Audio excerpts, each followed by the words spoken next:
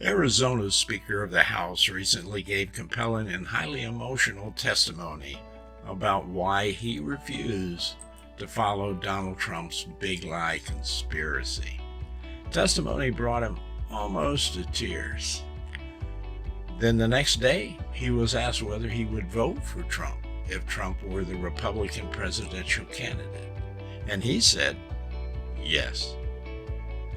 Bowers is an excellent example of incongruity. Incongruity, what is it? What is its impact on people? What is its impact on trust? That's our communication topic for today.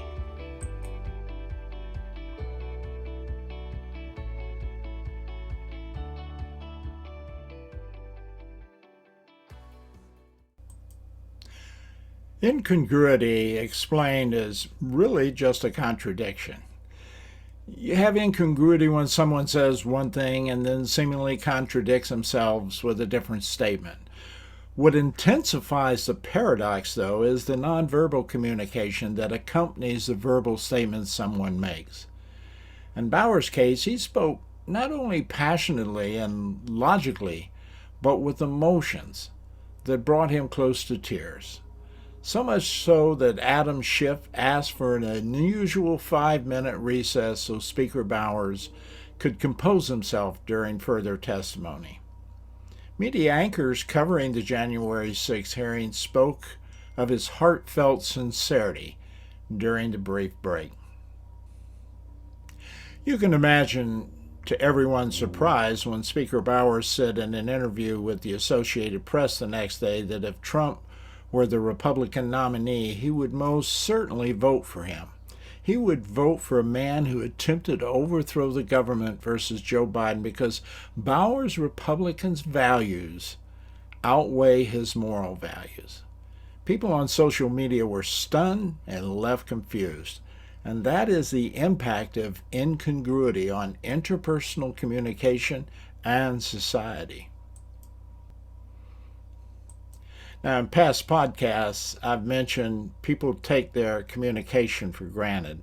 In this case, Speaker Bowers was not planning his messages for the Associated Press. He was speaking off the cuff, spontaneously. Speaking to the press should be considered a severe and impactful conversation.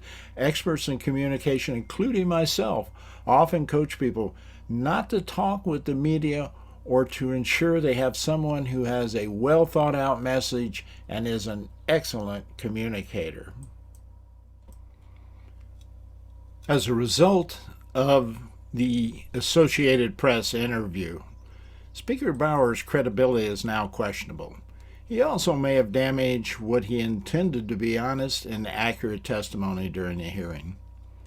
People in America are confused on both sides of the aisle. Republicans because they saw Bowers testify against a prominent party leader and then turn around and say he would support that leader for the presidency. You can imagine that Trump must be confused. Is he a rhino or not? Democrats are dazed because they saw him speak the truth, whereas most of his party rejected it. Democrats saw a glimmer of hope until the next day, when that hope was shattered by Bowers' interview with the Associated Press. The only stabilizing factor in Bowers' testimony was that he was under sworn oath. What he said was factual and correct, or he perjured himself. Most likely he would not perjure himself and risk his career and reputation, not to mention prison. People are left to speculate that Bowers' hope is that Trump will not be the 2024 presidential candidate. At this point, both parties and America are left wondering whether they can trust Bowers or not. That's the impact that incongruity has on trust. This real-life example speaks to incongruity's negative impact on interpersonal communication and society. In a previous podcast on propaganda and misinformation, I touched on how people use incongruity to mislead people or unduly influence them. Cult leaders make use of dichotomy continuously to control their followers. There are several techniques that a cult leader can use to create a lie that appears factually a lie but becomes believable to followers. When incongruity becomes a reality, people are unduly influenced, better known as brainwashing. Unduly influencing a person's incongruity and communication is simply a tool to impact people. A typical well-adjusted person is just as susceptible as someone who has low self-esteem or is depressed. We all have needs. People are actually complex, and compounding this point, people live in a complex world. Just imagine for a moment you live deep in the woods. You've never interacted with another person. How you live your life depends on your surroundings. You taste a berry and it's bitter, so you suspect it's poisonous and you don't eat it. You pick an apple from the tree and take a bite and it's sweet and juicy, so you eat it. Nothing happens to you, so it becomes a food staple. These are decisions that are made in conjunction with your external environment. But your internal self decides your food source.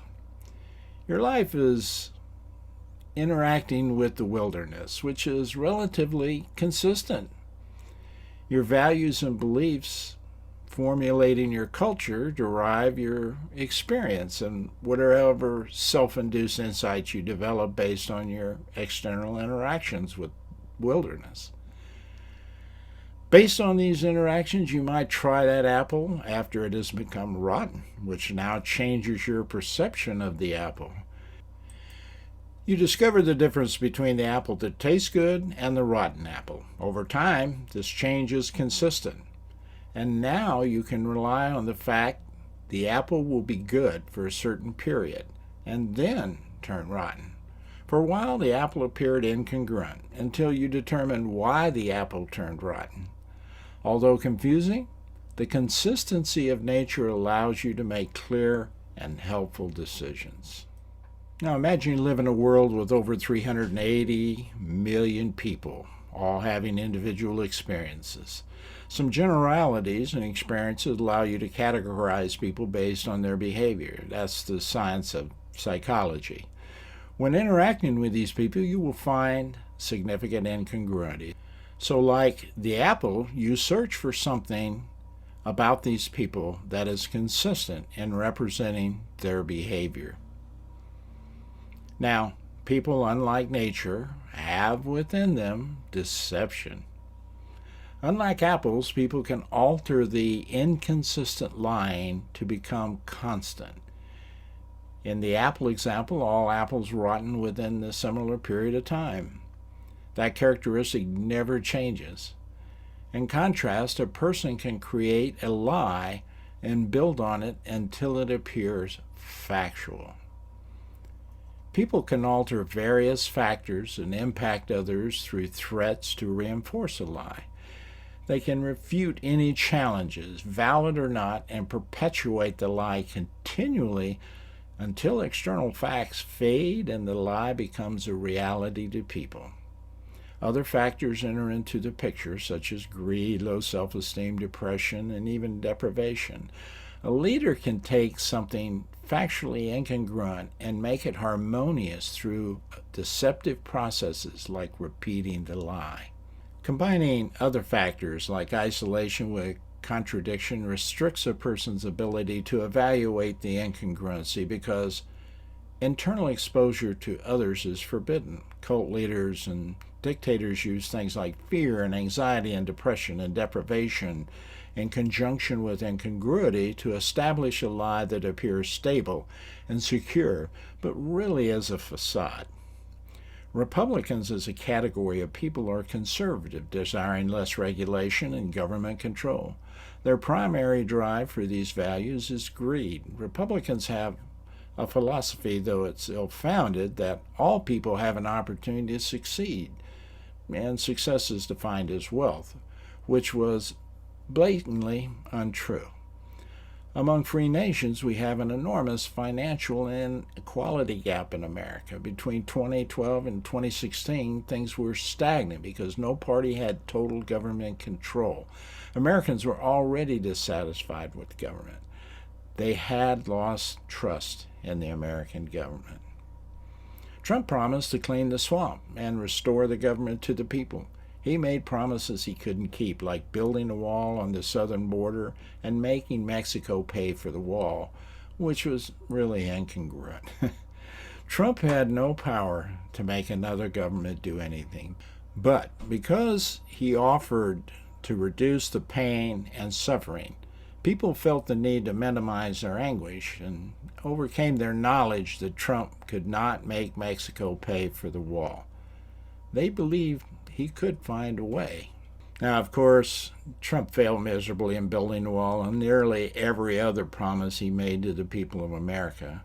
Consequently, he lost the 2020 election because people recognized his failures and attempted to self-aggrandize himself through the presidency.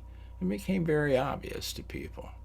Trump gaslighted Americans in 2016, allowing him to continue mesmerizing millions of his followers. He did this by normalizing incongruity through lies. Even before President Biden was elected, he started the lie that the elections would be stolen if Biden won the election. Again, a topic that was incongruent. Biden won by enormous margins. Using the same cult tactics, Trump continued to normalize the lie by using the same techniques used in the 2016 election, like repeating the lie, threats, intimidation, and trying to legitimize the lie by co-opting Department of Justice lawyers to add credibility to the challenge the state elections. Trump's actions were incongruent with most Americans, but not Trump's followers. In previous podcasts, I reviewed 3 primary communication tools influence others: ethos, logos, and pathos. These tools were used by Socrates. He was a Greek philosopher and educator. They are the robust backbone of interpersonal communication that leads to persuasion. Most people opt for one form over the others in formulating arguments. Let's compare how Trump and Bowers handle incongruity. Let's deal with Trump first. So why do people follow Trump when so much evidence points to his incompetence? People initially perceived Trump as a highly successful person. He was supposedly a self-made billionaire and had a successful television show called The Apprentice. His money and notoriety provided him some credibility. To bolster that image, he touted that he would fund his whole presidential campaign with his own money, which later we found out was a lie. But Trump is a master of media. The people in America only saw the image of a credible, successful businessman. His reputation derives from his media image and not facts, but his followers saw Trump as competent and successful as a businessman. Trump had ethos in the mind of his followers. Ethos allowed him to form arguments for being a president in a way that neutralized the incongruencies of his statements. Trump created outrageous lies about his campaign opponents. He lied and created doubts about Hillary Clinton. He criticized Ted Cruz and attacked Cruz's wife and father viciously. Cruz today is a major supporter of Trump. Why? The power of Trump's followers in the voting booth, not because Trump was victorious. These lies were ridiculous, but Trump's established credibility allowed him to tell the lies with enough plausibility because he never told a direct lie, but inferred the lie. For example, he hinted Hillary Clinton headed up a child trafficking ring and was running the ring out of a pizza parlor, of all places. Later, a man with a gun actually walked into that pizza shop looking for Hillary Clinton. He never actually said she ran a trafficking ring. Remember that. Trump used rallies to whip up his crowd's emotions, which is we term pathos. He appealed to the extremists like radical evangelical nationalists, white supremacists, and militia, all who were disgruntled. Trump used highly emotional words and phrases that stirred anger and hatred. He mentioned that illegal aliens crossed the border, killed people, and took American jobs. He referred to the separation of church and state as an affront to God. No matter how incongruent these statements were, they appealed to many people who felt dejected and shunned by the government. He spoke at many rallies, each carefully orchestrated to draw large crowds of his followers. These techniques of creating emotions through lies and arousing groups made a cult-like loyalty to Trump that overshadows his incongruity. In the case of Speaker Bowers, we find he's part of the evangelical following that somehow rationalizes radicalism with their beliefs. Bowers is dedicated to the Constitution, but feels Biden would violate his Republican conservative beliefs more than Trump when confronted with voting for Biden versus Trump. Bowers is incongruent to most people because the choice is between a respected politician who's dedicated over 30 years of his life to the Constitution and Trump, who led an insurrection to overthrow the Constitution. It's hard to understand this without further explanation, other than Bowers believes any Democrat would be harmful to America and the Constitution. Of course, this is incongruent also since America has prospered under many Democrats like Bill Clinton and Joe Biden. The only plausible explanation is Speaker Bowers' religious beliefs are more significant than his political beliefs. His incongruency begs the question, is Speaker Bowers someone who should be in government service at all? You have seen how someone with assumed credibility and good interpersonal communications skills can stir a crowd with lies and overcome the contradiction of statements. Establish credibility, like a position of authority, wealth, or knowledge in the hands of someone who can manipulate an audience, can overcome an apparent paradox. A person with excellent interpersonal communication skills but immoral values can lead decent, ordinary people down a path they may not usually take.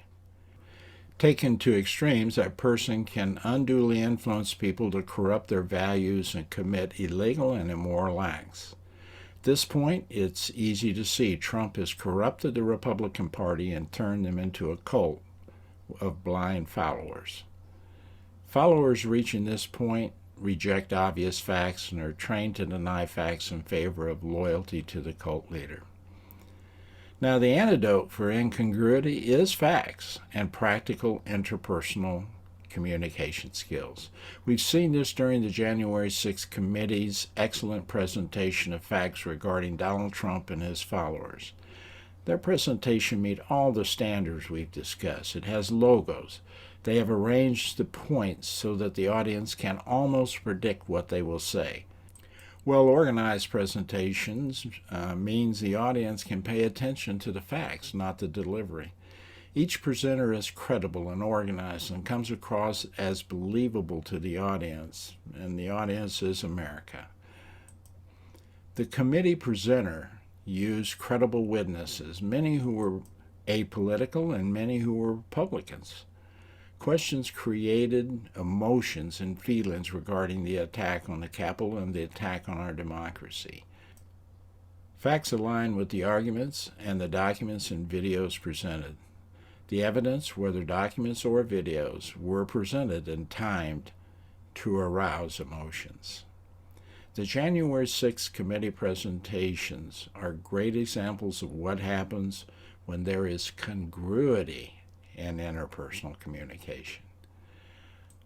It leaves you being able to understand and even predict what needs to happen. It draws you into the proper conclusion. I want to leave you with a few points about incongruity.